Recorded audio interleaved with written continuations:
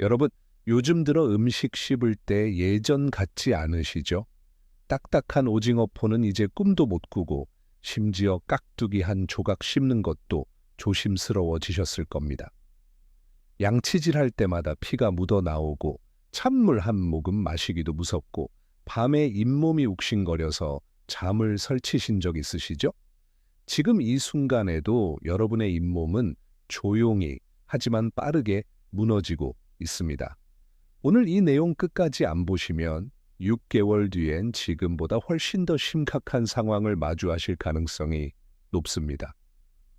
저희 주변 어르신 중 한 분도 그러셨습니다. 70 평생 이 하나 안 아프시던 분이 어느 날부터 갑자기 밥상 앞에서 한숨만 쉬시더라고요. 먹고 싶은 게 있어도 못 먹겠다라고 하시면서요. 여러분도 지금 비슷한 상황 아니신가요? 작년 한 해 동안 우리나라 사람들이 잇몸 질환으로 병원에서 쓴 돈이 얼마인지 아십니까? 무려 2조 원이 넘습니다. 모든 병 중에서 압도적인 1위입니다. 감기도 아니고 당뇨도 아니고 고혈압도 아니고 바로 잇몸병이 1등입니다. 이게 무슨 뜻일까요? 우리 또래 사람들 거의 대부분이 잇몸으로 고생하고 있다는 얘기입니다. 그런데 더 큰 문제는 많은 분들이 나이 들면 원래 그런 거지 뭐 하면서 그냥 참고 지낸다는 겁니다. 절대 그렇게 방치하시면 안 됩니다. 지금 당장 손을 쓰지 않으면 치아 손실까지 이어질 수 있습니다. 주변에 그런 분들 정말 많이 보셨을 겁니다. 그분들도 처음엔 조금 아픈 거야 하면서 넘어갔다가 결국 큰 문제가 된 겁니다. 그렇다면 나이 들면 잇몸은 왜 이렇게 약해지는 걸까요? 원인을 정확히 알아야 제대로 대처할 수 있습니다. 첫 번째 이유, 잇몸 세포가 노화되기 때문입니다. 젊었을 때는 입안에 세균이 들어와도 우리 몸이 알아서 막아냈습니다. 그런데 60대를 넘어가면 세포가 점점 힘을 잃습니다. 그러면 세균을 제대로 방어하지 못하고 잇몸에 염증이 생기고 피가 나고 통증이 발생하는 겁니다. 이게 한두 번으로 끝나는 게 아닙니다. 방어력이 약해진 잇몸은 매일매일 세균의 공격을 받으면서 점점 더 약해집니다. 악순환이 시작되는 거죠. 두 번째 이유, 잇몸뼈가 약해집니다. 나무 뿌리 생각하시면 이해가 쉬우실 겁니다. 나무가 튼튼하게 서 있으려면 땅속 뿌리가 단단해야 하죠. 마찬가지로 치아가 흔들리지 않으려면 잇몸뼈가 단단해야 합니다. 그런데 잇몸뼈도 결국 뼈입니다. 우리 몸의 다른 뼈들처럼 나이가 들면 자연스럽게 약해집니다. 특히 50대 이후부터는 급격하게 약해지기 시작합니다. 그래서 잇몸이 내려앉고 치아가 흔들리고 결국 심각한 문제로 이어지는 겁니다. 많은 분들이 이 닦기만 잘하면 되는 거 아니야? 라고 생각하시는데 물론 양치질도 중요합니다. 하지만 그것만으로는 부족합니다. 이미 약해진 세포와 뼈는 양치질만으로는 회복되지 않습니다. 그럼 이제 어떻게 해야 할까요? 포기하고 그냥 살아야 할까요? 절대 아닙니다. 지금부터라도 제대로 관리하시면 충분히 개선될 수 있습니다. 실제로 많은 분들이 올바른 방법으로 관리해서 좋아지셨습니다. 첫 번째로 꼭 챙겨 드셔야 할 영양소가 비타민 B군입니다. 비타민 B, 그거 피로회복제 아니야? 하시는 분들 계실 텐데요. 비타민 B는 피로회복만 하는 게 아닙니다. 우리 잇몸 건강에 정말 중요한 역할을 합니다. 일본 고베 대학교 연구팀의 연구 결과를 보면 노화 스트레스를 받은 세포에 비타민 B2를 투여했더니 세포 내 에너지 공장의 기능이 높아지고 세포 노화가 방지되는 효과가 확인됐습니다. 쉽게 말하면 늙어가는 잇몸 세포를 다시 젊게 만들어주는 겁니다. 또 우리나라 국민건강영양조사 데이터를 분석한 결과 체내에 비타민 B3가 부족한 사람은 잇몸 염증 발생률이 1.25배나 높았습니다. 이건 우리나라 사람들을 대상으로 한 연구니까 우리한테 딱 맞는 데이터입니다. 여기서 정말 중요한 포인트가 있습니다. 비타민 B는 한 가지가 아니라 총 8종류입니다. B1, B2, B3, B5, B6, B7, B9, B12. 이 8가지가 다 같이 있어야 제대로 효과가 납니다. 왜 그럴까요? 이 8가지 비타민 B는 서로 유기적으로 작용합니다. 하나만 있어서는 제 기능을 못합니다. 마치 팀워크처럼 8가지가 함께 있어야 시너지가 나는 겁니다. 더 중요한 사실이 있습니다. 비타민 B는 우리 몸에서 만들어지지 않습니다. 또 몸속에 저장도 되지 않는 수용성 비타민입니다. 무슨 뜻이냐면 오늘 먹었다고 내일까지 효과가 있는 게 아니라는 겁니다. 매일매일 꾸준히 챙겨 드셔야 합니다. 그래서 비타민 B군 8종류를 전부 매일 빠짐없이 섭취하는 게 정말 중요합니다. 두 번째로 반드시 드셔야 할 영양소는 칼슘입니다. 칼슘은 뼈에 좋은 거 아니야? 맞습니다. 그런데 잊지 마세요. 잇몸뼈도 뼈입니다. 칼슘이 부족하면 우리 몸의 다른 뼈들처럼 잇몸뼈도 약해집니다. 미국 국민건강영양조사 데이터를 분석한 연구 결과를 보면 칼슘 섭취량이 낮은 사람은 치주 질환 위험이 약 1.8배에서 이 100까지 증가했습니다. 거의 2배입니다. 칼슘을 제대로 안 먹으면 잇몸병 걸릴 확률이 2배나 높아지는 겁니다. 칼슘이 부족하면 잇몸뼈가 점점 약해지고 결국 치아를 잡아주는 힘이 없어져서 치아가 흔들리고 빠지게 됩니다. 생각만 해도 끔찍하지 않으십니까?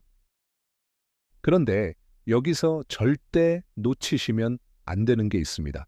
칼슘만 많이 먹으면 안 됩니다. 이게 정말 중요한데 많은 분들이 모르시고 칼슘만 드십니다. 칼슘은 반드시 마그네슘과 함께 섭취해야 합니다. 그것도 정확한 비율로 말입니다. 전문가들이 권장하는 황금 비율이 있습니다. 칼슘이 마그네슘 1, 2:1 비율이 최적의 비율입니다. 왜 마그네슘을 같이 먹어야 할까요? 칼슘만 많이 먹으면 오히려 문제가 생길 수 있습니다. 칼슘이 혈관에 쌓여서 혈관 건강에 안 좋을 수 있습니다. 그런데 마그네슘이 있으면 다릅니다. 마그네슘이 칼슘의 흡수량을 조절해 줍니다. 딱 필요한 만큼만 흡수되게 하고 나머지는 배출되게 합니다. 그래서 칼슘과 마그네슘은 반드시 2:1 비율로 함께 섭취해야 합니다. 여기에 한 가지 더 추가하면 금상첨화입니다. 바로 비타민 D입니다. 비타민 D는 칼슘의 흡수를 도와주는 역할을 합니다. 우리 몸에 비타민 D가 부족하면 칼슘을 아무리 많이 먹어도 제대로 흡수되지 않습니다. 그냥 몸 밖으로 빠져나가 버립니다. 그러니까 칼슘의 효과를 제대로 보려면 비타민 D를 함께 섭취해서 칼슘 흡수율을 높여야 합니다. 특히 우리 또래는 햇빛을 쬐어도 비타민 D 합성이 젊었을 때만큼 잘 안 되기 때문에 따로 챙겨 드시는 게 좋습니다. 정리해 드리겠습니다. 약해진 잇몸을 다시 건강하게 만들려면 이것들을 꼭 챙겨 드셔야 합니다. 첫째, 비타민 B군 8종류 전부를 매일 섭취하셔야 합니다.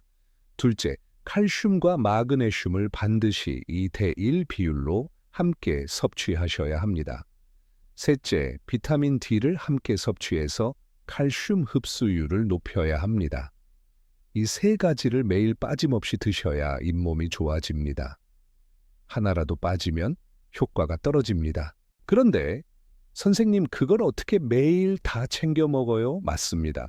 말은 쉬운데 현실적으로는 정말 어렵습니다. 비타민 B만 해도 8가지인데 거기다 칼슘이랑 마그네슘을 2:1 비율로 정확하게 맞춰서 매일 챙겨 먹는 게 쉬운 일이 아닙니다. 음식으로 먹으려고 하면 더 복잡합니다.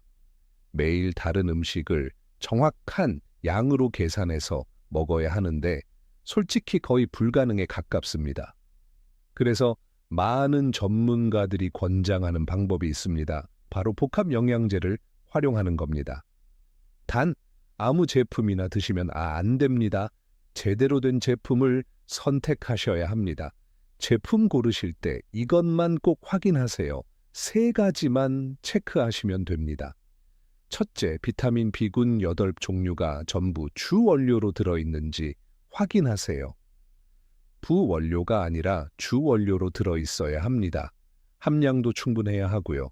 둘째, 칼슘과 마그네슘이 이 대1 비율로 정확하게 들어있는지 확인하세요.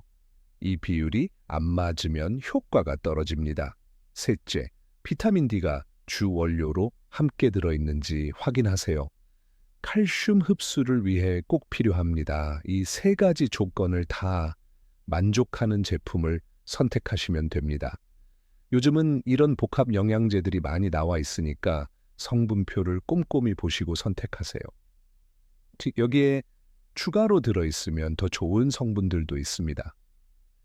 자일리톨은 구강 내 세균 번식을 억제해주고, 프로폴리스는 항균 작용이 뛰어나고, 콜라겐은 잇몸 조직을 구성하는 중요한 성분이고, 비타민 K는 칼슘이 뼈로 가는 걸 도와줍니다. 이런 부원료들까지 함께 들어있는 제품이라면 더욱 좋겠죠. 많은 분들이 프로폴리스는 냄새 때문에 먹기 힘들던데 라고 하시는데, 요즘은 특수 가공 기술로 냄새를 거의 없앤 제품들도 많이 나와 있습니다. 냄새에 예민하신 분들은 그런 제품을 찾아보시면 됩니다. 하나 더 팁을 드리면 건강기능식품 인증을 받은 제품을 선택하세요. 식품의약품안전처에서 기능성과 안전성을 인정받은 제품이니까 안심하고 드실 수 있습니다. 여러분, 잇몸 문제는 절대 나이 탓만 하고 포기할 게 아닙니다. 나이 들면 원래 그런 거야 라고 생각하시면 안 됩니다. 지금부터라도 제대로 관리하시면 충분히 개선될 수 있습니다. 주변에 계신 어르신들 중에서도 제대로 관리해서 좋아지신 분들 많이 계십니다. 그분들도 처음엔 여러분처럼 이제 다 늙었는데 뭐 하셨는데 꾸준히 챙겨 드시고 나니까 깍두기도 드시고 오징어포도 조금씩 드시고 이제 밥 먹는 게 즐겁다고 하십니다. 제일 중요한 건 꾸준함입니다. 하루 이틀 먹고 효과 보려고 하시면 안 됩니다. 최소 3개월은 꾸준히 드셔야 효과를 느끼실 수 있습니다. 길게는 6개월 정도 생각하시고 꾸준히 챙겨 드세요. 그리고 영양제만 드신다고 끝이 아닙니다. 기본적인 구강 관리도 병행하셔야 합니다. 하루 3번 양치질은 기본이고요. 특히 자기 전 양치질은 정말 꼼꼼하게 하셔야 합니다. 밤새 입안에 세균이 번식하는 걸 막아야 하니까요. 칫솔질할 때는 잇몸도 같이 마사지 해주세요. 너무 세게 하시면 안 되고요. 부드럽게 원을 그리듯이 마사지 해주시면 잇몸 혈액순환에 도움이 됩니다. 그리고 정기적으로 치과 검진도 받으세요.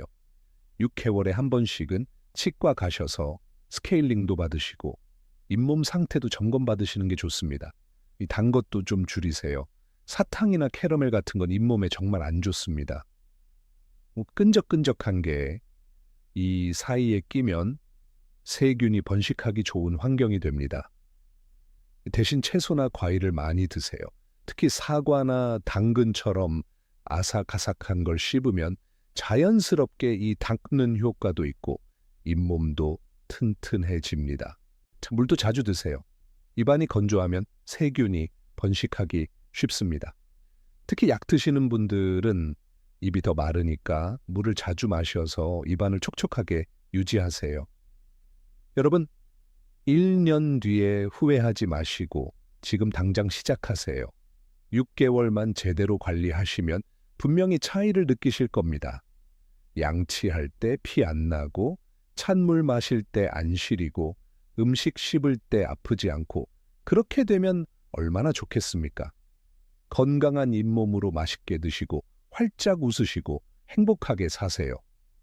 잇몸이 건강해야 음식도 제대로 드실 수 있고 음식을 제대로 드셔야 온몸이 건강해집니다. 오늘 영상이 도움되셨다면 주변 어르신들한테도 많이 알려주세요. 같이 건강해지면 더 좋잖아요. 다음에 또 좋은 건강 정보로 찾아뵙겠습니다. 건강하세요. 감사합니다.